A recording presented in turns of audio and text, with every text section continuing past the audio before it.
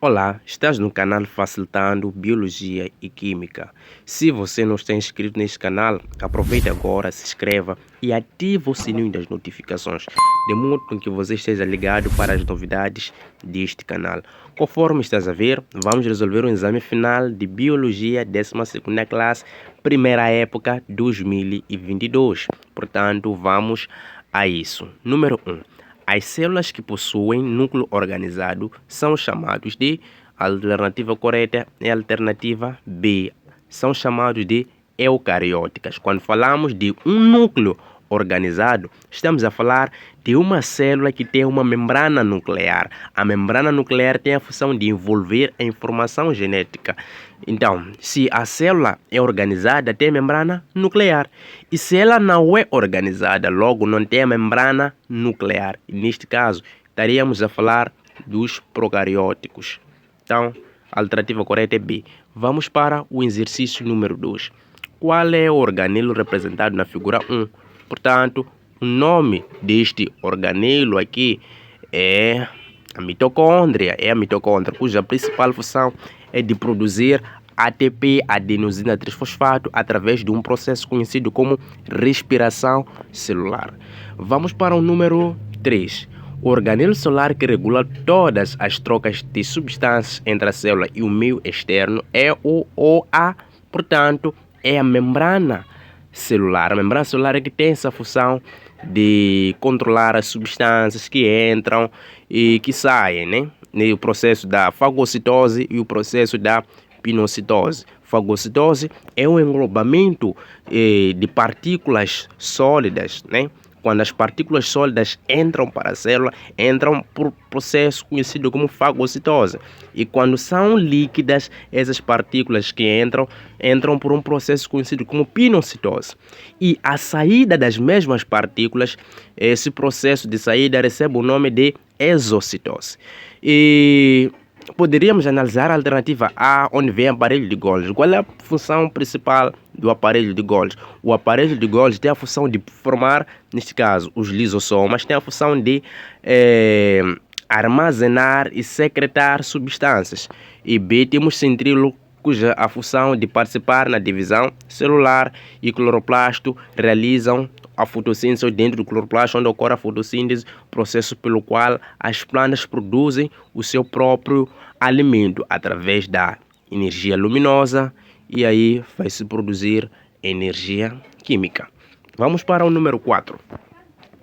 Qual é a fase da respiração celular que ocorre no hialoplasma? Esse termo aqui talvez foi novo no momento que você estava a realizar o exame. Hialoplasma é o mesmo que dizer citosol, né? Hialoplasma é o mesmo que dizer citosol. E parece que eu compliquei um pouco. Citosol é o mesmo que dizer citoplasma, né?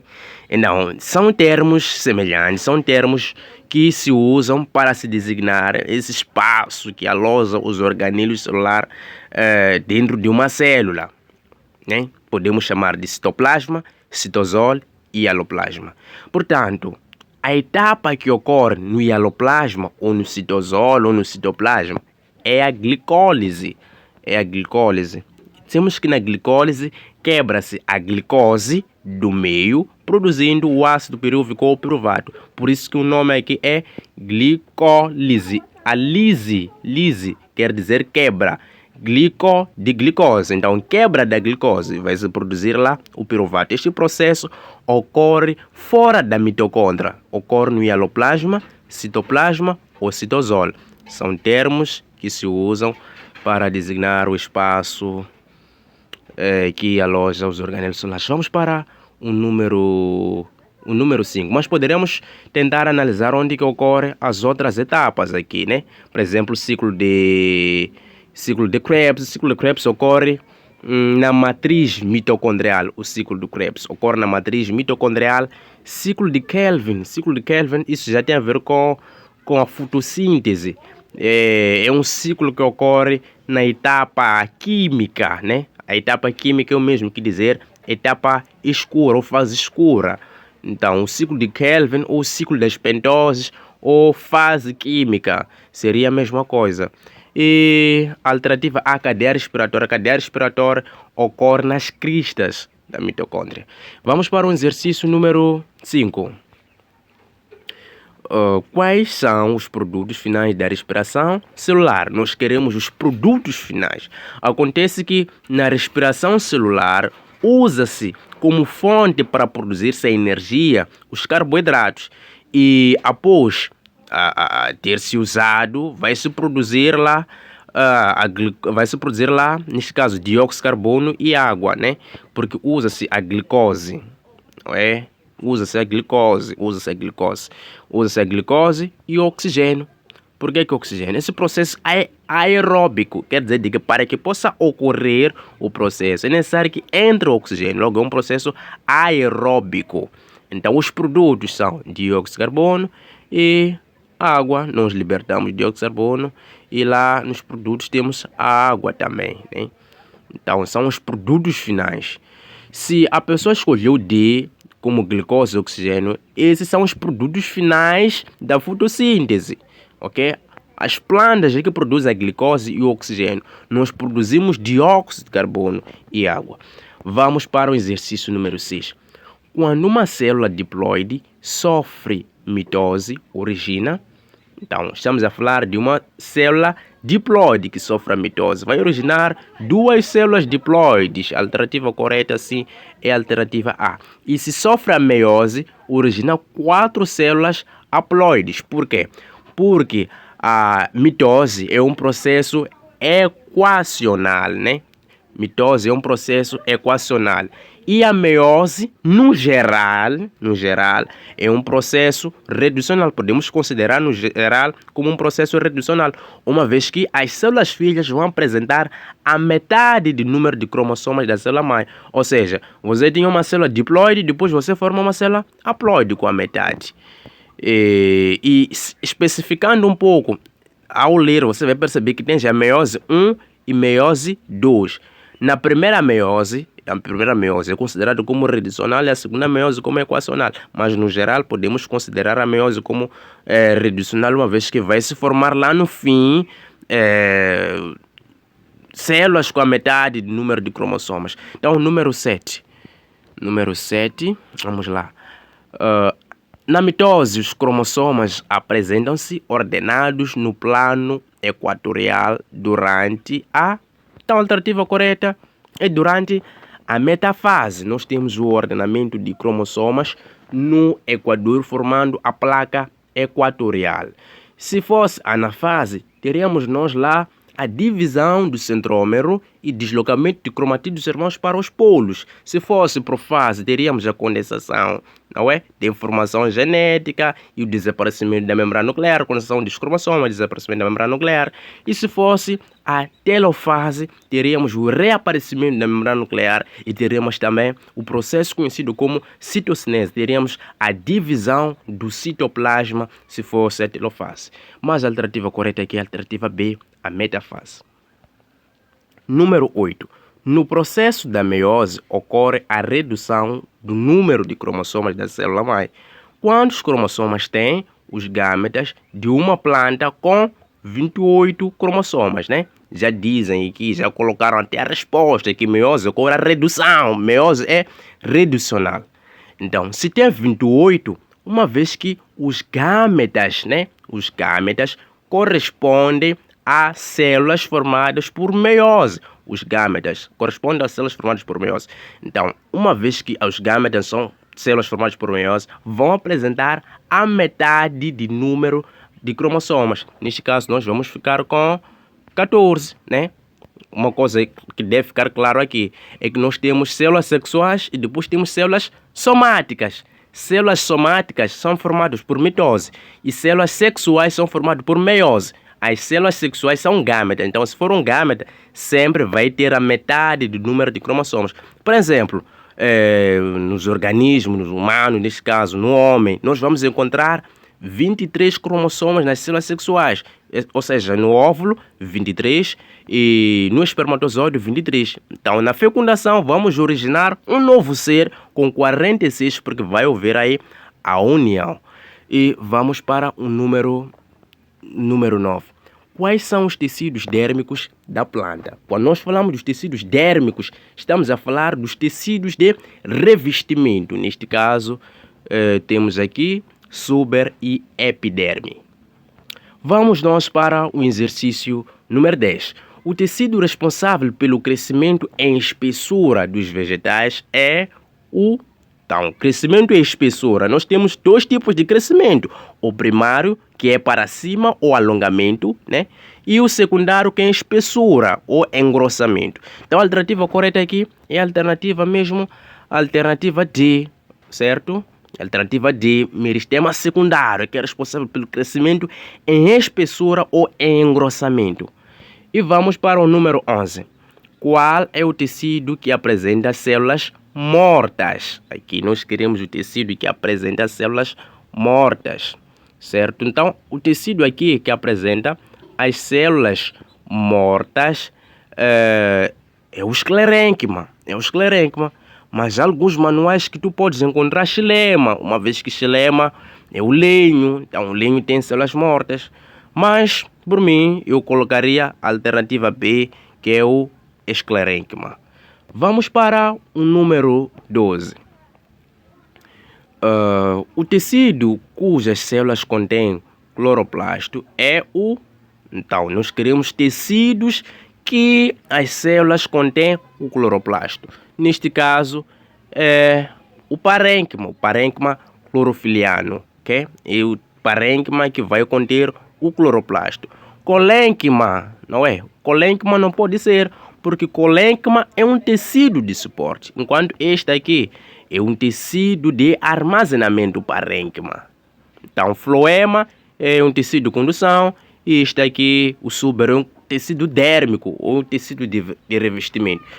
Portanto, a alternativa correta é C. Vamos para o número 13. São tecidos de condução da seiva elaborada e bruta, respectivamente. Então, seiva elaborada e bruta. Elaborada é floema, elaborada tem que ser floema, e a bruta tem que ser xilema, ok? Bruta é aquela seiva que a planta não produz. Elaborada é aquela seiva que a planta produz. O que a planta produz? Produz a glicose. Então, a glicose corresponde à seiva elaborada. Bruta corresponde àquela seiva que a planta não produz. Neste caso, estamos a falar da água e dos sais minerais. Número 14. Qual é o tecido responsável pelo armazenamento do amido? Ok? Colênquima, lenho, líber, parênquima. Eu falei uma coisa aqui na pergunta número 12, quando falamos desses tecidos aqui, ok? Aqui queriam o tecido que contém cloroplastos, né? E aqui vem qual é o tecido responsável pelo armazenamento do amido. O parênquima, não esquece. Esse aqui é o tecido de armazenamento. Este tecido vai armazenar as substâncias. Então, vai armazenar o amido, ok? E neste caso, o parênquima que armazena o amido é o parênquima amilífero. Então, vamos para o exercício número 15. Quais são os tecidos vegetais com a função de suporte? Portanto, nós aqui estamos a falar que temos tecidos, neste caso, de revestimento, temos tecidos de suporte e temos um tecido de armazenamento. Portanto, eu posso usar ainda o número 14 para poder descrever melhor isto. Colênquima e esclerênquima correspondem aos tecidos de suporte. Lenho e líber correspondem aos tecidos de condução. Lenho é o xilema, líber é o floema. E parênquima, esse aqui é do armazenamento. Portanto, aqui você já tem a alternativa A, esclerênquima, colênquima. Então, esses aqui são tecidos de suporte. Suber, epiderme, revestimento. Suber, floema, temos revestimento e condução. Esclerênquima, suporte. Parênquima, armazenamento. Então, a correta é a alternativa A. Número 16. O processo da fotossíntese leva à síntese de... A alternativa correta é de glicose. Logo no início, quando nós falamos de cloroplasto, quando eu dei alguns comentários, eu falei que a fotossíntese é um processo pelo qual a planta vai produzir o próprio alimento, neste caso a glicose. Dizemos que a glicose é a seiva elaborada da planta. E se você está a gostar desta resolução, Não se esqueça de comentar alguma coisa, de colocar o seu gosto e diga se este exame foi fácil ou foi difícil. Coloque o seu comentário e passemos para o exercício número 17. Em que fase da fotossíntese ocorre a fixação do dióxido de carbono e libertação de oxigênio, respectivamente? Então, fixação do dióxido de carbono. Isto ocorre na fase química. A fixação do dióxido de carbono ocorre na fase química. Então, eu posso usar esse esquema aqui para poder descrever um pouquinho desses processos aí. Você aqui tens a fase química. Na fase química entra o dióxido de carbono. O dióxido de carbono vai entrar e sai a glicose. Enquanto aqui na fase fotoquímica, o que entra? Entra neste caso, podemos dizer que entra a água, entra a luz e o que sai é o oxigênio. Ou seja, na fase fotoquímica entra a luz e entra a água. Na fase fotoquímica entra a luz e água. Então, o que sai é o oxigênio. O oxigênio libertado na fotossíntese vem da molécula da água. E depois, na fase química, dióxido de carbono é que entra e o que sai é a glicose. Então, a alternativa correta vem a fixação de dióxido de carbono e libertação de oxigênio ocorrem respectivamente. Não, fixação, isto aqui corresponde à fase... o que? A fase química ou fase escura. Libertação do oxigênio é na fase luminosa. Então, a alternativa A.